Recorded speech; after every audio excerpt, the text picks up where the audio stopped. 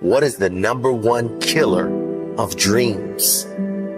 What do you think is the number one reason the majority fail to live a life they love? What is the number one reason why people fail to succeed at any level? It's not luck. It's not lack of money or opportunity. It's certainly not circumstance. It's fear. What is your giant? Name it. Is it fear? Is it anxiety? Is it insecurity? Is it doubt?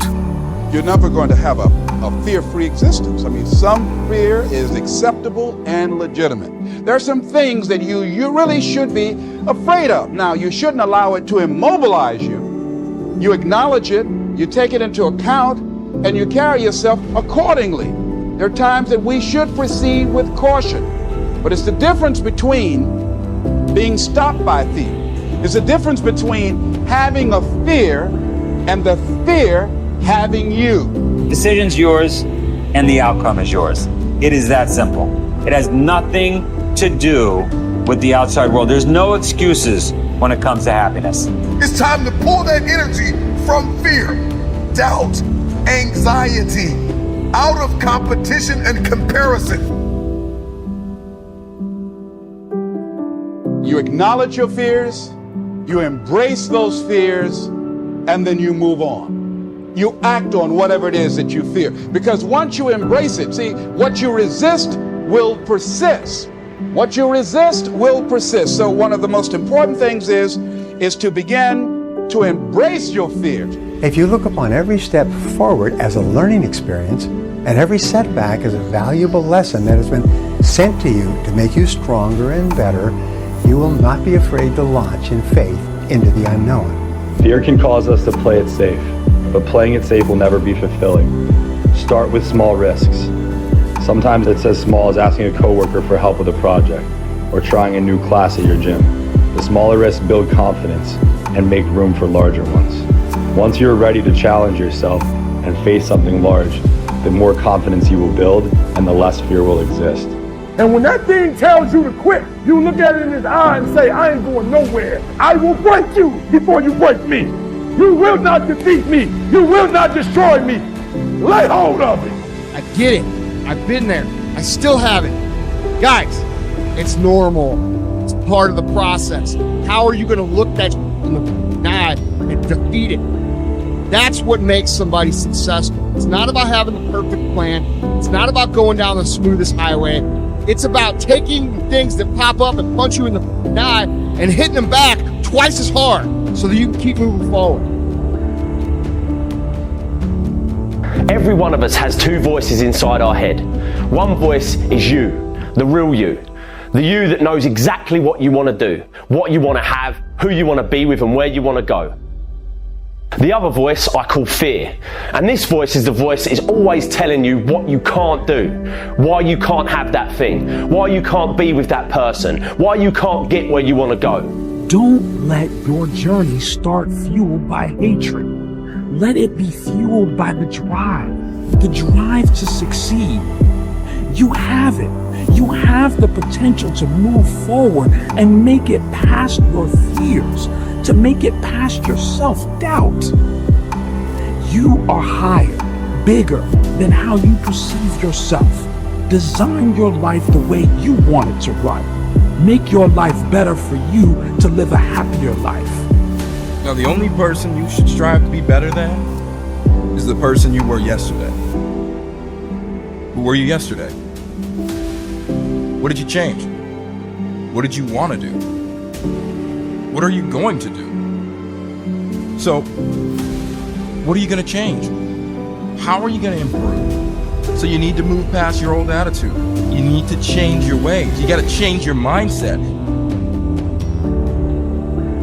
And be better than you were yesterday, because you're no longer you yesterday. You are you today. And you will be you tomorrow. You got to overcome fear.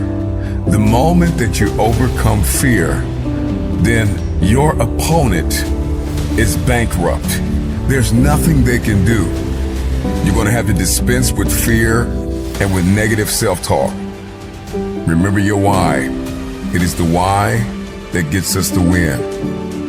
And it is the why that gives us the power to persevere through the how. You've got to ask yourself, how long am I going to allow this to hold me back? That fear is false evidence appearing real.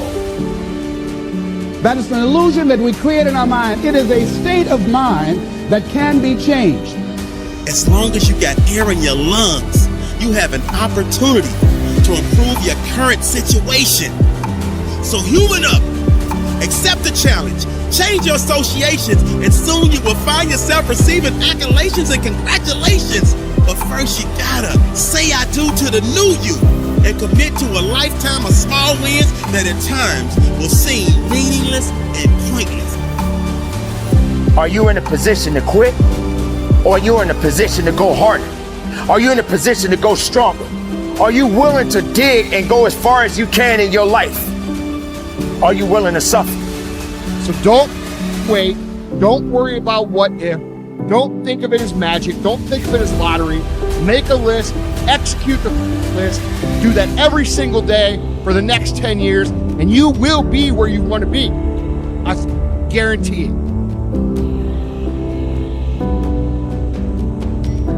You need large amounts of self-discipline to deal courageously with all the fear-inducing events of your life.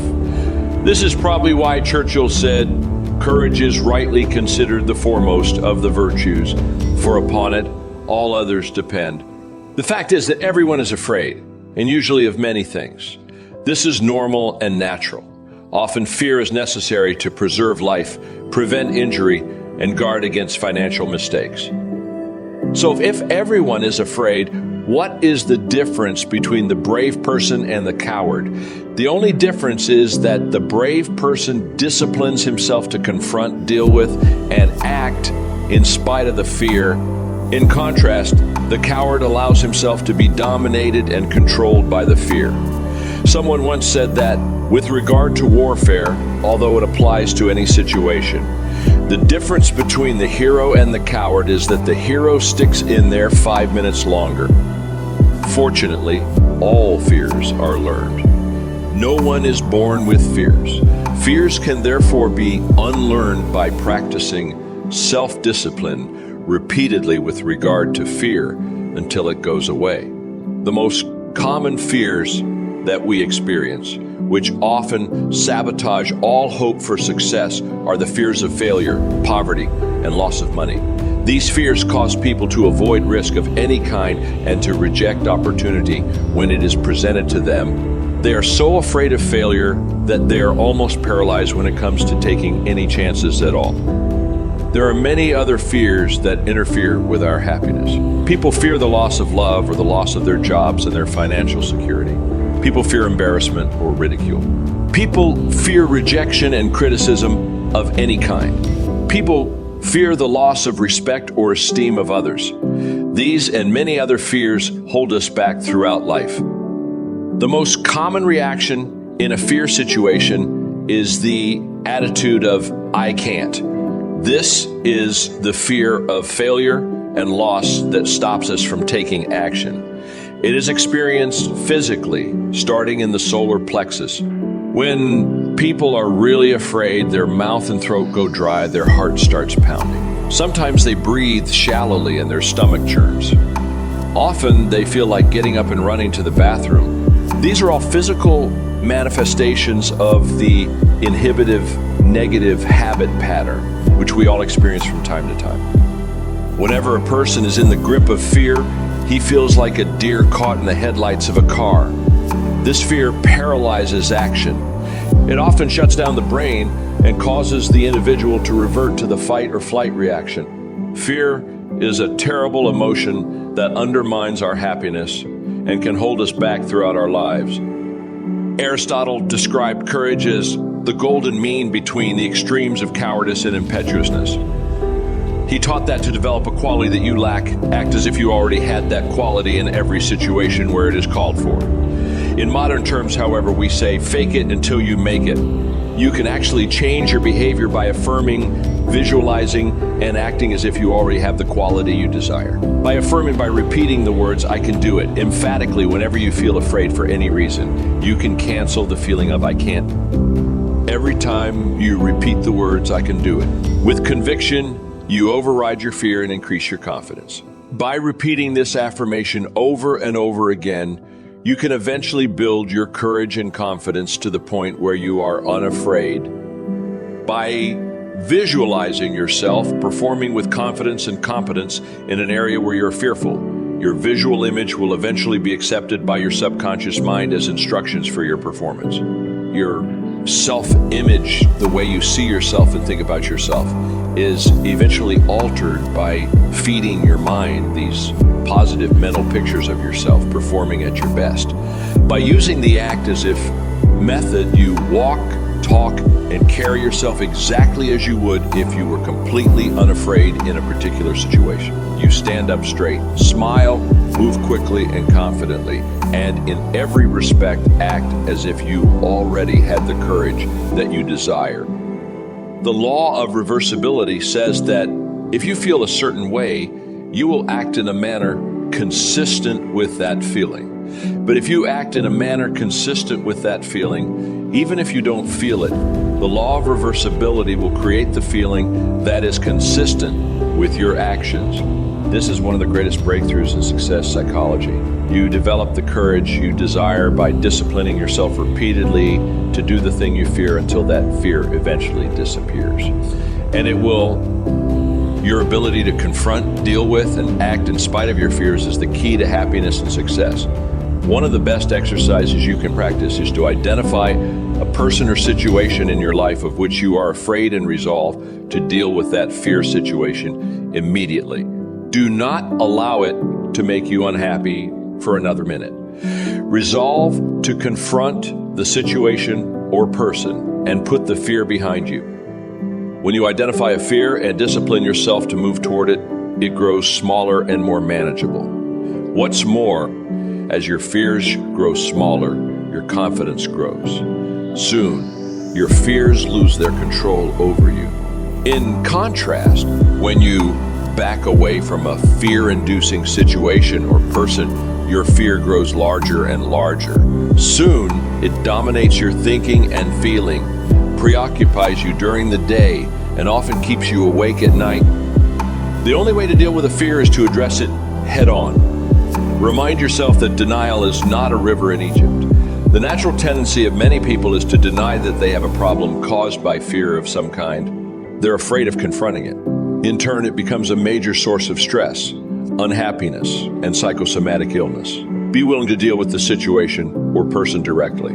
As Shakespeare said, take arms against a sea of troubles, and in so doing, end them. The companion of fear is worry. Like twin sisters, fear and worry go around together. Mark Twain once wrote, I have worried about a lot of things in life, and most of them never happened. It has been estimated that 99% of the things that you worry about never happen. And most of the things that do happen so quickly that you didn't have time to worry about them in the first place.